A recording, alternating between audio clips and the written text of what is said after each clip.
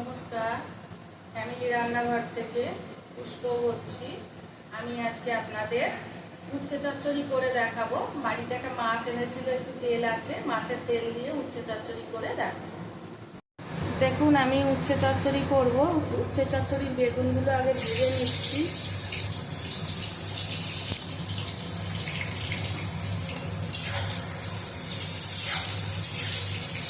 বেগুনগুলো দেখুন ভাজা হয়ে গেছে, আমি ভাজা বেগুনগুলোকে তুলে নিচ্ছি।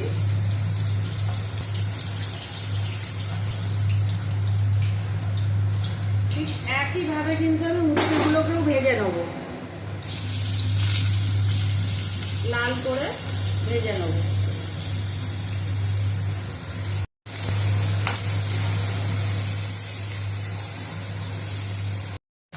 দেখুন, উচ্ছেগুলো আমার ভাজা হয়ে গেছে, আমি উচ্ছেগুলোও তুলে নিচ্ছি।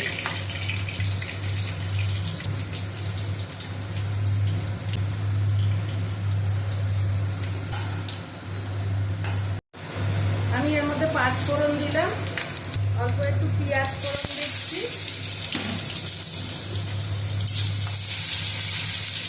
এর মধ্যে দেখুন আমি রসুন আর পেঁয়াজ বেটে রেখেছি, রসুন পেঁয়াজটা দিয়ে দিলাম। অল্প একটু লঙ্কা পেস্ট দিলাম, হলুদ দিচ্ছি, পরিমাণ মতো লবণ দিলাম। এখানে দেখুন ছোট ছোট করে আলু কাটা আছে, এই আলুগুলো দিয়ে দিলাম।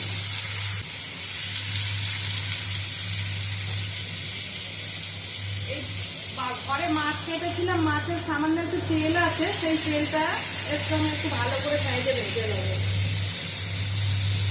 কারণ আলুগুলো তো আমি ভাজিনি, আলুগুলোও ভাজা হয়ে যাবে, তেলটাও ভাজা হয়ে যাবে। দেখুন, এটা ভালো করে নাড়াচাড়া ভাজা হয়ে গেছে। মাছের তেলটা দিয়ে দিয়েছিলাম এর মধ্যে আমি। এবারে উচ্ছে ভেজে রেখেছি, উচ্ছে ভাজাটা দিয়ে দিলাম। বেগুনটা কিন্তু আমি নামানোর আগে দেবো।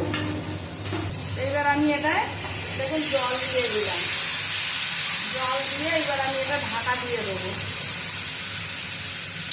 দেখুন, এটা আমি ঢাকা দিয়ে দিলাম। এই যে ঢাকাটা খুললাম,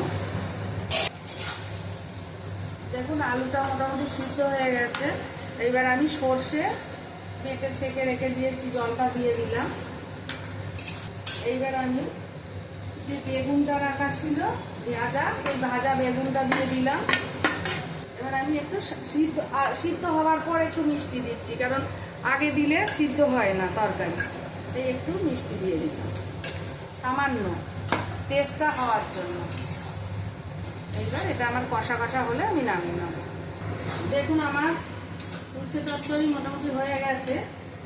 এবার আমি উচ্ছে চচ্চড়িটা নামিয়ে নিচ্ছি।